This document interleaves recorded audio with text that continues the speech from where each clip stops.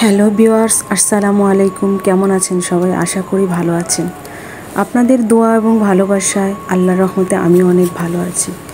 তো আমিনা লাইফস্টাইল থেকে আপনাদেরকে কিছু বাস্তব কথা বলবো আজকে। অবশ্যই কথাগুলো মন দিয়ে শুনবে। জীবনে চলতে গেলে না অনেক কিছু মানিয়ে বুঝিয়ে চলতে হয়, তাই না? ঠিক তেমনই ওরা তোমাকে নিয়ে ঠাট্টা করুক, তোমাকে নিয়ে হাসুক, তোমাকে আঘাত করুক, অবজ্ঞা করুক, তাতে কিছুই হবে না। কিন্তু তারা যেন তোমাকে থামাতে না পারে। যে ব্যাপারে তুমি সত্যি বিশ্বাস করো সে ব্যাপারে কখনো হাল ছেড়ো না। পথ তুমি খুঁজে পাবেই ইনশাল্লাহ। সহজে যে তার আনন্দ কোথায়? বাধা যত বিশাল, বিজয়ের আনন্দও ততই বাঁধ ভাঙ্গা। কখনো হাল ছেড়ে দিও না। এখনকার এই দাঁতে দাঁত চেপে করা কষ্টগুলো তোমাকে বিজয়ের খেতাব দেবে সারা জীবনের জন্য। তোমার জীবনে তুমি মানিয়ে কাজ করো, তাকে সবচেয়ে ভালোভাবে করার চেষ্টা করো। এমনভাবে করো, এতটা ভালোভাবে যেন তোমার আগে পরে কেউ করতে পারেনি। আমি ব্যর্থতাকে মেনে নিতে পারি, কিন্তু চেষ্টা না করাকে মেনে নিতে পারি না। কখনো ভেঙে পড়ো না। পৃথিবীতে যা কিছু হারিয়ে যায়, অন্য কোনো না কোনো রূপে সেটি মহান আল্লাহ পাক রব্বুল আলামিন ফিরিয়ে দেয়নি। তোমার স্বপ্ন আর তোমার মাঝে দাঁড়িয়ে আছে কেবল একটা জিনিস, সেটা হচ্ছে অজুহাত। যে মুহূর্ত থেকে নিজেকে অজুহাত দেখানো বন্ধ করে কাজ শুরু করবে, সেই মুহূর্ত থেকে তোমার স্বপ্ন আর স্বপ্ন থাকবে না, সেটি বাস্তবে রূপ নিতে শুরু করবে। একটি লক্ষ্য ঠিক করো, সেই লক্ষ্যকে নিজের জীবনের অংশ বানিয়ে ফেলো। চিন্তা করো, স্বপ্ন দেখো। তোমার মস্তিষ্ক, তোমার পেশি, তোমার রক্তনালী, পুরো শরীরে সেই লক্ষ্যটিকে ছড়িয়ে দাও, আর বাকি সব কিছু ভুলে যাও। এটাই সাফল্যের পথ। সাফল্যের মূল মন্ত্র হলো আমরা যা ভয় পাই তার উপর নয়, বরং আমরা যা চাই তার উপর আমাদের চেতন মনকে কেন্দ্রীভূত করা। তুমি যা করছো যদি ভালোবেসে এবং ওই কাজের সফলতার জন্য সব কিছু করতে ইচ্ছুক থাকো, তাহলে সেটা হাতের নাগালে পৌঁছাবে ইনশাআল্লাহ। কাজের পেছনে প্রতিটা মিনিটের মূল্যায়ন প্রয়োজন। আকাশের দিকে তাকাও। আমরা একা নই, পুরো মহাবিশ্ব আমাদের প্রতি বন্ধুত্ব সুলভ।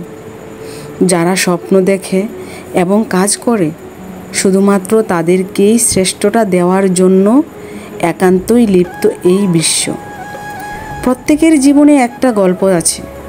অতীতে ফিরে গিয়ে সেই গল্পের শুরুটাকে কখনোই পরিবর্তন করা সম্ভব নয়, কিন্তু কঠোর পরিশ্রমের মাধ্যমে সেই গল্পের শেষটাকে চাইলেই তো নতুন করে সাজিয়ে তুলতে পারো।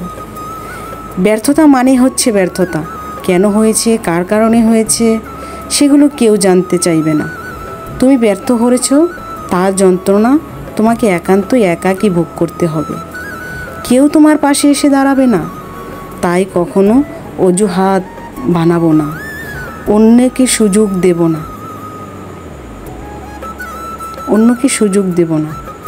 জীবনটাকে নিজের মতো করে নিয়ন্ত্রণে রাখার চেষ্টা করব ইনশাআল্লাহ। জীবনের অনেক বিষয় আছে যেগুলো তোমার নিয়ন্ত্রণের বাইরে, এবং সেগুলো নিয়ে মাথা ঘামানোর মানেই হয় না। তুমি যেই কাজ করতেছো তাতে মনোযোগ দাও। জিততে তোমাকে হবেই, কারণ তুমি যদি হেরে যাও তোমাকে নিয়ে সবাই হাসি তামাশা করবে, কিন্তু তোমার দুঃখের বেলায় তোমার পাশে এসে কেউ দাঁড়াবে না। এই পৃথিবী বড়ই স্বার্থপর। এই পৃথিবীতে কেউ কারো নয়, শুধু ক্ষণিকের জন্য আপন সেজে থাকা। আপন বলতে কিছু হয় না। আমি মাঝে মধ্যে ভাবি, আমি কোথা থেকে এসেছি, কোথায় যাব, কে আমি, কি আমার পরিচয়। আমাকে তো আল্লাহ সৃষ্টি করেছেন, আমি একটা মানুষ মাত্র।